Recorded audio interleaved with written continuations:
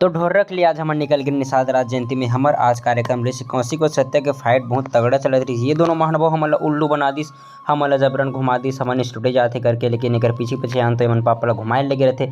और ये हरे हमार चुलबुल भाई जेकर कॉमेडी सुन के भाई दिल इतना खुश हो जाते, गार्डन गार्डन की पूछ मत। ये हमारे स्टेज हरे और ये कौशिक और ये मैं, और ये स्टेज में हमारे दुष्यंत भाई चला थे मोबाइल और हमार भैया पिया थे चाय। और ये जब घर में पहुंचन भाई, घर की पेंटिंग देखें दिल खुश, इतना बेहतरीन 3D पेंटिंग बना है। तो दीदी ला सम्मान पूर्वक आगे आप मन बरगाना। बोल चंद्र की बेरा भुला के चला